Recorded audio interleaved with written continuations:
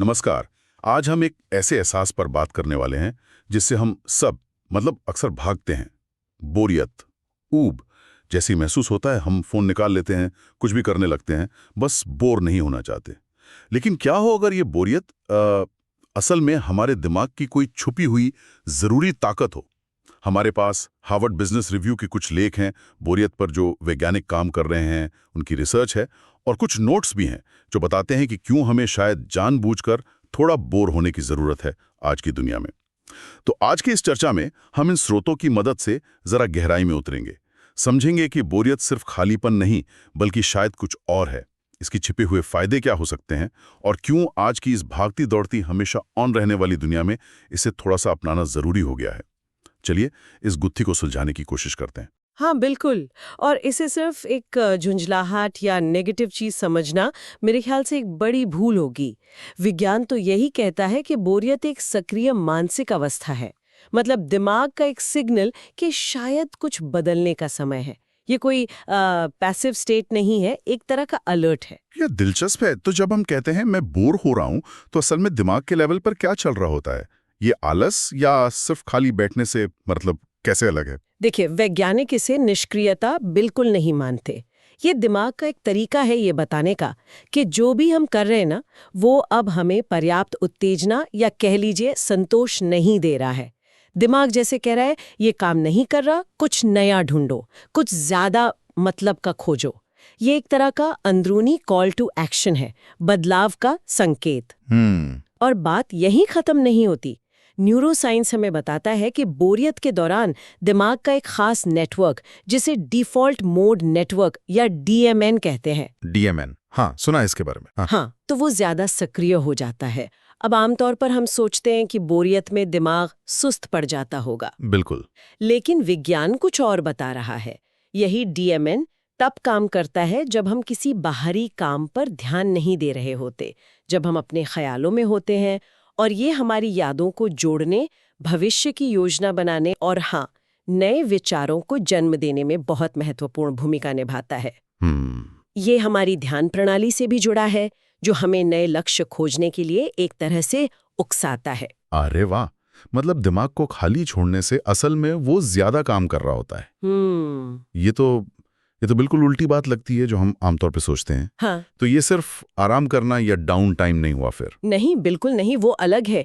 Down time या आराम करना, हाँ। वो तो सुकून देता है ना, आरामदायक होता है। बोरियत थोड़ी असहज होती है, उसमें थोड़ी बेचैनी होती है, और यही बेचैनी है जो हमें बदलाव के लिए प्रेरित करती है। अच्छा। मुश्किल तब खड़ी होती है, जैसा कि आपने शुरू में कहा, जब हम इस हल्की सी बेचैनी से बचने के लिए तुरंत फोन उठा लेते हैं या कोई और आसान सी चीज करने लगते हैं। हाँ। हम उस सिग्नल को एक तरह से अनसुना कर देते हैं, और लगातार ऐसा करने से, जैसा कि स्रोत बताते हैं, हम अनजाने में अपनी गहरी सोच, अपनी प्लानिंग की क्षमता और रचनात्मकता को कमजोर कर रहे होते हैं। यही पर बात वाकई पलट जाती है। अगर ये इतनी असहज है जैसा आप कह रही हैं, तो इसके फायदे क्या हो सकते हैं?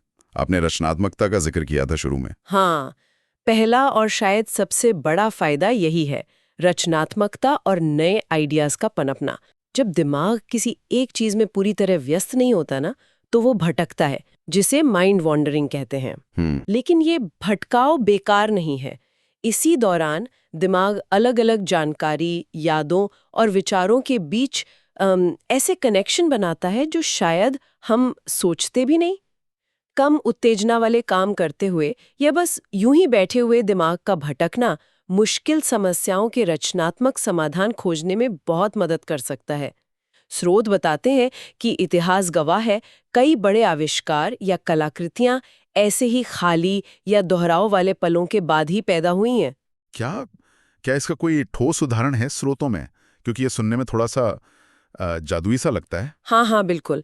एक बहुत दिलचस्प उदाहरण है एक सॉफ्टवेयर इंजीनियर का। अच्छा। वो एक बहुत मुश्किल कोडिंग प्रॉब्लम में बुरी तरह फंसा हुआ था। घंटों से परेशान होकर उसने सोचा, चलो थोड़ा टहल लेते हैं, बिना हेडफोन के। तो वो टहल रहा था और अचानक उसे अपने बचपन की याद आई, जब वो लकड़ी के ब्लॉक से खेलता था। बचपन की याद कोडिंग से क्या लेना देना है? हाँ बिल्कुल, असंबंधित सी याद थी, लेकिन उसी याद ने उसे एक बिल्कुल नए सॉफ्टवेयर आर्किटेक्चर का आइडिया दिया। वो ब्लॉक्स कैसे जुड़ते थे, उससे उसे प्रेरणा मिली।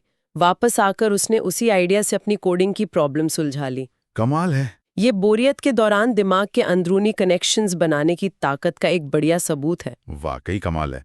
सिर्फ टहलने से एक पुरानी याद से कोडिंग की समस्या का हल। अच्छा, को रचनात्मकता के अलावा और क्या फायदे हैं? आपने कुछ आत्मचिंतन जैसी बात भी कही थी। हाँ बिल्कुल। दूसरा महत्वपूर्ण फायदा है आत्मजीवनी योजना और जीवन में अर्थ खोजना। हार्वर्ड के आर्थर ब्रूक्स जैसे विचारक हैं, वो ये तर्क देते हैं कि बोरियत हमें वो जरूरी मानसिक शांति और वो स्पेस देती है जिसमें हम जीवन के बड़े सवालों से जूझ सकें। जैसे कि मैं असल में कौन हूँ, मेरे लिए क्या मायने रखता है, मेरा लक्ष्य क्या है। आजकल हम क्या करते हैं, हर खाली पल को फोन से या किसी और डिजिटल चीज से भर देते हैं। सही बात है। अपनी मूल्यों को समझने, लंबी अवधि के लक्ष्य तय करने और जीवन में एक दिशा या उद्देश्य पाने के लिए बहुत जरूरी है। ये बात तो सोचने वाली है। क्या क्या इसका भी कोई उदाहरण दिया गया है स्रोतों में? हाँ, एक उदाहरण है। स्रोत में एक व्यक्ति का जिक्र है जो अक्सर अपनी यात्रा का समय, जैसे प्लेन में या ट्रेन में, ईमेल और काम से भर देता था। हाँ, बहुत लोग करते हैं ऐसा। बिल्कुल। तो एक बार एक लंबी ट्रेन यात्रा पर, जहां इंटरनेट नहीं था, उसे मजबूरन खाली बैठना पड़ा। उसे सोचने का मौका मिला और उसे ये एहसास हुआ कि वो जिन प्रोजेक्ट्स में उलझा हुआ है, वो उसके व्यक्तिगत मूल्यों से मेल नहीं खाते। बोरियत के उस पल में जो स्पष्टता मिली, उसके बाद अगले कुछ हफ्तों में उसने अपने काम को दोबारा व्यवस्थित किया और अपनी असली प्राथमिकताओं के हिसाब से एक साइड प्रोजेक्ट भी शुरू किया। वाह, मतलब बोरियत ने उसे एक तरह से सही रास्ता दिखाया। हाँ, कह सकते हैं। और तीसरा फायदा क्या है? आपने कहा था कि ये एक संकेत है। हाँ, संकेत। तीसरा फायदा यही है कि बोरियत एक शक्तिशाली प्रेरक संकेत के तौर पर काम करती है। ये हमें अंदर से बताती है, देखो जो तुम कर रहे हो वो अब तुम्हारे लिए सही नहीं है, कुछ और आजमाओ। ये हमें नई चीजें सीखने, नए लोगों से मिलने या शायद सेहतमंद आदतें अपनाने के लिए उकसा सकती है। लेकिन ये तभी काम करता है जब हम इस संकेत पर ध्यान दें, उसे सुने, न कि फोन उठाकर स्क्रॉल करके उसे दबा दें। जैसे वो किशोर वाला उदाहरण था शायद जिसका आपने जिक्र किया था। बिल्कुल बिल्कुल। एक किशोर था जो लगातार बोरियत की शिकायत कर रहा था, तो उसे मिट्टी के बर्तन बनाने की क्लास, मतलब पॉटरी क्लास में जाने के लिए प्रोत्साहित किया गया। पहले तो वो थोड़ा हिचकिचाया, लेकिन फिर उस नई एक्टिविटी ने उसकी जिज्ञासा जगा दी और धीरे धीरे वो उसका एक पसंदीदा शौक बन गया। बोरियत ने उसे एक नई दिशा खोजने में मदद की। ये तो बहुत सकारात्मक बातें हैं, लेकिन क्या हर तरह की बोरियत अच्छी होती है या इसका कोई नकारात्मक पहलू भी है? क्योंकि कभी-कभी तो बोरियत बहुत ज्यादा बेचैन करने वाली या निराशाजनक भी लगती है। हाँ, ये समझना बहुत जरूरी है। आप बिल्कुल सही कह रहे हैं। हर बोरियत रचनात्मक नहीं होती। शोधकर्ता एक चीज की पहचान करते हैं जिसे बोरियत प्रवणता, बोर्डम प्रूडनेस कहते हैं। बोरियत प्रवणता? हाँ, इसका मतलब है बार बार और बहुत ज्यादा तीव्रता से बोरियत महसूस करने की एक तरह की आदत या प्रवृत्ति। और रिसर्च ये बताती है कि जिन लोगों में ये प्रवृत्ति ज्यादा होती है, उनमें जोखिम भरे व्यवहार करने की संभावना थोड़ी ज्यादा हो सकती है, जैसे नशा करना या तेज गाड़ी चलाना। अच्छा। उनमें भावनात्मक समस्याएं भी ज्यादा देखी गई हैं और वो शायद जल्दबाजी में फैसले भी ज्यादा लेते हैं। ओह। खासकर बच्चे और किशोर इस मामले में ज्यादा संवेदनशील होते हैं, क्योंकि उनमें बोरियत से निपटने और खुद को सकारात्मक रूप से व्यस्त रखने के कौशल अभी विकसित हो रहे होते हैं। इसलिए लक्ष्य ये नहीं कि हम कभी बोर ना हो, बल्कि ये है कि थोड़ी बहुत रचनात्मक बोरियत को बर्दाश्त करना सीखें, ना कि उस पुरानी निराशाजनक बोरियत के शिकार हो जाएं, जो किसी काम की नहीं बल्कि नुकसानदेह हो सकती है। ठीक है। और एक बहुत जरूरी बात यहाँ जोड़ना चाहूंगी, अगर किसी को लगातार बहुत ज्यादा बोरियत महसूस हो रही है और साथ में डिप्रेशन, एंग्जाइटी या खुद पर काबू रखने में मुश्किल जैसे लक्षण भी हैं, हाँ, तो उन्हें किसी मानसिक स्वास्थ्य पेशेवर से सलाह जरूर लेनी चाहिए, क्योंकि ये सामान्य बोरियत नहीं है। बोरियत एक सामान्य संकेत है, लेकिन जब वो किसी बीमारी से जुड़ी उदासीनता, मतलब किसी भी चीज में आनंद न महसूस कर पाना या लाचारी की भावना का रूप ले ले, तो वो एक अलग और गंभीर बात है।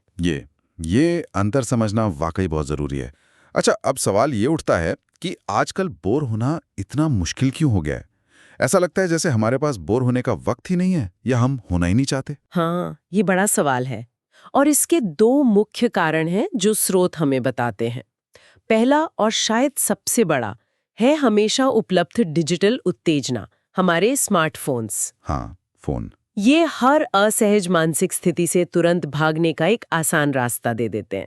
जरा सी बोरियत महसूस हुई नहीं कि हमने फोन उठा लिया, बिल्कुल। एक स्वाइप करते ही नई जानकारी मिल जाती है, सोशल मीडिया का रिएक्शन मिल जाता है। इससे हमें बोरियत को सहने के बजाय उससे भागने की आदत पड़ जाती है और धीरे धीरे ये हमारी ध्यान केंद्रित करने की क्षमता, गहराई से सोचने की क्षमता और यहाँ तक कि योजना बनाने की क्षमता को भी कमजोर कर देता है। हाँ, ये फोन उठाने की इच्छा मैं खुद महसूस करता हूँ, जैसे कहीं लाइन में लगते हैं या जरा से इंतजार करना पड़ता है, हाथ अपने आप जेब की तरफ जाता है। बिल्कुल, ये बहुत स्वाभाविक हो गया है। और दूसरा कारण क्या बताया आपने? दूसरा कारण है उत्पादकता और हर पल को भरने की संस्कृति। अच्छा, प्रोडक्टिविटी कल्चर। तन के लिए भी वक्त शेड्यूल करने की कोशिश करते हैं। हाँ, मी टाइम शेड्यूल करते हैं वही, लेकिन ये जो जरूरत से ज्यादा ऑप्टिमाइजेशन है ना, ये हमारे दिमाग के उस डिफॉल्ट मोड नेटवर्क को वो खुली जगह ही नहीं देता जिसकी उसे जरूरत है। वो जगह जहां नए विचार पनपते हैं, जहां हम अपने जीवन को दिशा दे सकते हैं। जैसा आर्थर ब्रूक्स कहते हैं, जानबूझकर बोरियत के छोटे छोटे पल अपनी जिंदगी में शामिल करने से हमें उन सवालों से जूझने का मौका मिलता है जो वाकई मायने रखते हैं। तो ठीक है, मान लिया कि बोरियत जरूरी है, लेकिन अगर कोई इस खोई हुई सुपर पावर को, जैसा हमने शुरू में कहा, वापस पाना चाहे तो कैसे करें? क्या इसका मतलब है कि घंटों बस खाली बैठे रहें? ये तो आज की जिंदगी में मुमकिन नहीं लगता। नहीं नहीं, बिल्कुल नहीं। घंटों खाली बैठना शायद प्रैक्टिकल भी न हो और जरूरी भी नहीं। इसे एक मानसिक कसरत या जिम की तरह सोचिए। मानसिक जिम? हाँ, शुरुआत छोटे संरचित अभ्यासों से करनी है, जो धीरे धीरे बिना किसी बाहरी उत्तेजना के रहने की आपकी क्षमता और सहनशीलता को बढ़ाते हैं। लक्ष्य घंटों खाली बैठना नहीं, बल्कि उन छोटे छोटे खाली पलों का बेहतर इस्तेमाल करना सीखना है। ठीक है। कुछ बुनियादी नियम है जो ध्यान में रखने चाहिए। पहला, घबराए नहीं। बोरियत महसूस होने पर उससे भागने की इच्छा होना बहुत सामान्य है। बस उस इच्छा को पहचानें और हर बार कोशिश करें कि थोड़ा और रुकें। दूसरा, अपनी सीमाएं जानें। जैसा हमने पहले कहा, अगर बोरियत बहुत ज्यादा नकारात्मक विचार या विनाशकारी इच्छाएं पैदा करती है या आपके मूड को बहुत ज्यादा खराब करती है, तो ये सामान्य बोरियत नहीं है, तब मदद लेना जरूरी है। और तीसरा, इसे जानबूझकर करें। इंतजार न करें कि बोरियत आप पर हावी हो, बल्कि दिन में छोटे छोटे बोरियत सत्र खुद प्लान करें। अच्छा, प्लान करें। क्या इसकी कोई ठोस योजना या तरीका है जो स्रोत सुझाते हैं? कोई प्रैक्टिकल स्टेप्स बता सकते हैं? हाँ, स्रोत एक सरल 4 सप्ताह की योजना का जिक्र करते हैं, जिसे कोई भी आजमा सकता है धीरे धीरे आगे बढ़ने के लिए। 4 हफ्ते की योजना बताइए। पहला हफ्ता है माइक्रो बोरियत का अभ्यास। दिन में 2 बार सिर्फ 2-3 मिनट के लिए बिना फोन, संगीत या किसी और चीज के चुपचाप बैठें। ध्यान अपनी सांस पर रख सकते हैं या विचारों को बस आने जाने दें। फोन उठाने की तीव्र इच्छा होगी, उसे बस नोट करें और फिर 10-15 सेकंड और रुकने की कोशिश करें। लक्ष्य, भागने की पहली इच्छा को पहचानना और थोड़ा टालना सीखना। ठीक है, 2-3 मिनट, ये तो किया जा सकता है। दूसरा हफ्ता है विचारों को जगह देना। दिन में एक बार लगभग 15 मिनट का डिवाइस फ्री समय निकालें। पास में एक नोटबुक रख सकते हैं, दिमाग को भटकने दें। कोई भी अचानक आया विचार, कोई याद या कोई सवाल जो मन में आए, उसे लिख लें। चाहें तो कोई प्रॉम्प्ट इस्तेमाल कर सकते हैं, जैसे मेरे जीवन की कौन सी समस्या पर नई सोच की जरूरत है। लक्ष्य, दिमाग के भटकाव को थोड़ा दिशा देना। अच्छा, 15 मिनट और नोटबुक। तीसरा हफ्ता है चिंतनशील भटकाव। हफ्ते में एक बार थोड़ा लंबा समय निकालें, मान लीजिए 30 से 60 मिनट, बिना डिवाइस के। या आप टहलते हुए कर सकते हैं, सफर में या बस पार्क में बैठकर। किसी बड़े सवाल पर सोचें, जैसे मैं 5 साल में अपना जीवन कहाँ देखती हूँ, या किन जरूरी कामों को मैं टाल रही हूँ और क्यों। अंत में जो भी विचार या एक्शन स्टेप दिमाग में आए, उसे लिखें और किसी एक को आजमाने का फैसला करें। लक्ष्य, बोरियत का इस्तेमाल आत्मचिंतन और योजना बनाने के लिए करना। ओके, हफ्ते में एक बार लंबा सेशन। और चौथा हफ्ता है रचनात्मक प्रयोग का हफ्ता। जब भी बोरियत से कोई नया विचार या आइडिया आए, तो उसे सिर्फ नोट करके न छोड़ें। 30 मिनट का समय निकालकर उस पर थोड़ा खेलें, मतलब डूडलिंग करें, बिना सोचे समझे लिखें, जिसे फ्री राइटिंग कहते हैं। कोई नई रेसिपी देखें या कुछ भी जो उस विचार से जुड़ा हो। कोई लक्ष्य नहीं, बस प्रयोग करें। लक्ष्य बोरियत को छोटे छोटे रचनात्मक कामों में बदलना सीखना। ये योजना सुनने में तो काफी करने लायक लग रही है। मतलब धीरे धीरे क्षमता बढ़ाना मुश्किल नहीं लग रहा है। क्या कुछ और छोटी छोटी आदतें भी बताई गई हैं जो रोजमर्रा की जिंदगी में शामिल की जा सकती हैं इस योजना के अलावा? हाँ, बिल्कुल। कुछ और आसान चीजें हैं जो मदद कर सकती हैं। जैसे फोन इस्तेमाल करने में थोड़ी देरी करें। सुबह उठने के बाद पहले 10 मिनट फोन ना देखें, या कहीं लाइन में या इंतजार करते हुए पहले कुछ मिनट फोन निकालने के बजाय आसपास देखें। हाँ, ये मैं कोशिश कर सकता हूँ। शाम को सोने से पहले 1 घंटा डिवाइस फ्री रखने की कोशिश करें। ये दिमाग को शांत होने और शायद दिन भर की बातों पर सोचने का समय देगा। और एक और सुझाव है, हफ्ते में 1 घंटा जो आप शायद टीवी या कोई स्ट्रीमिंग देखने में बिताते हैं, उसे किसी सक्रिय लेकिन कम उत्तेजना वाली गतिविधि से बदलें, जैसे टहलना, जर्नलिंग करना या कुछ स्केच करना। ये छोटी छोटी आदतें शायद वाकई बड़ा फर्क ला सकते हैं। अच्छा, क्या स्रोतों में कुछ और वास्तविक जीवन की कहानियां हैं कि कैसे बोरियत ने लोगों की मदद की? वो इंजीनियर वाली कहानी तो बहुत दिलचस्प थी। हाँ, बिल्कुल है। एक और उदाहरण एक आविष्कारक का है। वो काफी समय से एक ही डिजाइन प्रॉब्लम पर अटके हुए थे। अच्छा। उन्होंने जानबूझकर एक छोटी, बिना किसी उत्तेजना वाली वॉक ली। मतलब कोई गाना नहीं, कुछ नहीं, बस चले। उस दौरान उन्हें एक बहुत पुरानी, बिल्कुल असंबंधित घटना याद आई, और उसी याद ने उन्हें समस्या को एक नए नजरिए से देखने में मदद की और उन्हें समाधान मिल गया। फिर से वही बात, खाली समय में दिमाग कनेक्शन बना रहा है। बिल्कुल। एक और कहानी एक मैनेजर की है। वो हमेशा यात्रा के समय को, जैसा मैंने पहले कहा, ईमेल और काम से भर देते थे। हाँ। एक बार हवाई जहाज में वाईफाई नहीं था, तो मजबूरन उन्हें कुछ नहीं करना पड़ा। उसी खाली समय में उन्हें ये गहरा एहसास हुआ कि उनकी प्राथमिकताएं बदल चुकी हैं और वो अपनी मौजूदा नौकरी से खुश नहीं हैं। और इस एहसास के बाद उन्होंने नई नौकरी की तलाश की जो उनकी बदली हुई प्राथमिकताओं के ज्यादा अनुकूल थी। वाह। और बच्चों के लिए बोरियत का क्या महत्व है? हाँ। आपने पूछा था। आजकल तो बच्चों का हर पल किसी न किसी एक्टिविटी से भरा होता है। हाँ, ये बहुत कॉमन है आजकल। हाँ, और ये बहुत जरूरी सवाल है। स्रोत बताते हैं कि बच्चों के लिए भी थोड़ी बोरियत जरूरी है। जब बच्चों को अनस्ट्रक्चर्ड प्ले का मौका मिलता है, मतलब बिना किसी तय नियम या गतिविधि के खेलने का समय, तो वो खुद कहानियां गढ़ना सीखते हैं, खेल बनाना सीखते हैं, समस्याओं को सुलझाना सीखते हैं। यही कौशल उन्हें बोरियत को सहना सिखाते हैं। और बाद में जब वो बड़े होते हैं तो खुद से किसी काम में रुचि लेना और उसमें अर्थ खोजना सिखाते हैं। इसीलिए मनोवैज्ञानिक बच्चों के विकास के लिए स्वतंत्र खेल के महत्व पर बहुत जोर देते हैं। ये उन्हें जरूरी मानसिक कौशल विकसित करने में मदद करता है। ये बात बिल्कुल सही है। तो कुल मिलाकर बोरियत को गले लगाने के, उसे समझने के कई फायदे नजर आ रहे हैं। लेकिन जैसा हर चीज के साथ होता है, क्या कुछ चेतावनियां भी हैं? किन बातों से बचना चाहिए? हाँ, बिल्कुल। कुछ जरूरी बातें हैं जो ध्यान में रखनी चाहिए। पहली, बोरियत को हर समस्या का रामबाण इलाज न समझें। जैसा हमने पहले भी बात की, अगर बोरियत बहुत ज्यादा है, लगातार है और डिप्रेशन, बहुत ज्यादा जोखिम लेने वाले व्यवहार या नशे की लत जैसे लक्षणों के साथ आ रही है, हाँ। तो ये उपयोगी बोरियत नहीं है। ये शायद बोरियत प्रवणता का संकेत हो सकता है और ऐसे में पेशेवर मदद लेना बहुत जरूरी है। ठीक है। दूसरी बात, बोरियत का अभ्यास करने के ये जो सुझाव है, इनका इस्तेमाल उन लोगों पर दोष मढ़ने के लिए नहीं करना चाहिए जो मुश्किल हालात में हैं। हाँ, ये जरूरी है। हाँ, जैसे गरीबी, असुरक्षित माहौल या किसी की देखभाल की भारी जिम्मेदारियां। ऐसी परिस्थितियां लोगों की बोरियत का रचनात्मक उपयोग करने की क्षमता को सीमित कर सकती हैं। ये सुझाव उन लोगों के लिए ज्यादा प्रासंगिक है जिनके पास सोचने समझने के लिए थोड़ा सुरक्षित समय और मानसिक गुंजाइश है। सही बात।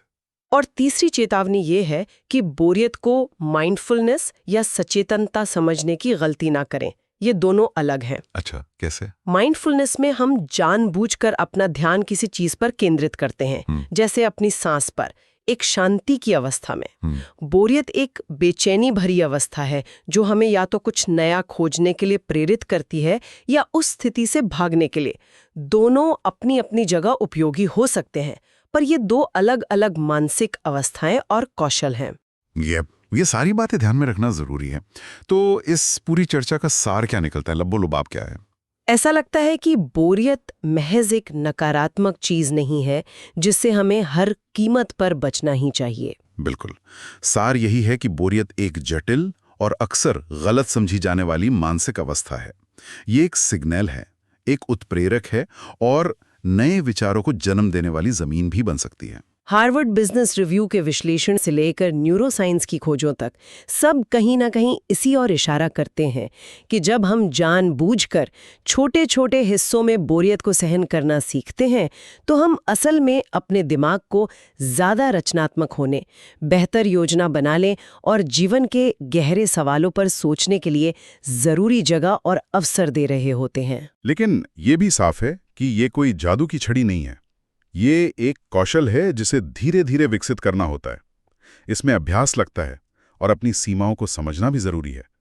शायद शुरुआत छोटी करनी चाहिए, देखना चाहिए कि कैसा महसूस होता है और धीरे धीरे बोरियत को एक दुश्मन समझने के बजाय शायद एक अजीब से दोस्त या सहयोगी के रूप में देखना सीखना चाहिए। हाँ, बिल्कुल। और अंत में सभी के सोचने के लिए एक विचार छोड़ जाते हैं। क्या हो अगर हम जानबूझकर अपने कैलेंडर में थोड़ा समय कुछ न करने या सिर्फ सोचने या यूं कहे कि बोर होने के लिए निर्धारित करें। जैसे हम मीटिंग्स या ज़रूरी काम के लिए समय निकालते हैं, ठीक वैसे ही ये हमारे दिमाग के लिए, हमारी रचनात्मकता के लिए और शायद हमारे जीवन की दिशा के लिए क्या कर सकता है। सोचने वाली बात है।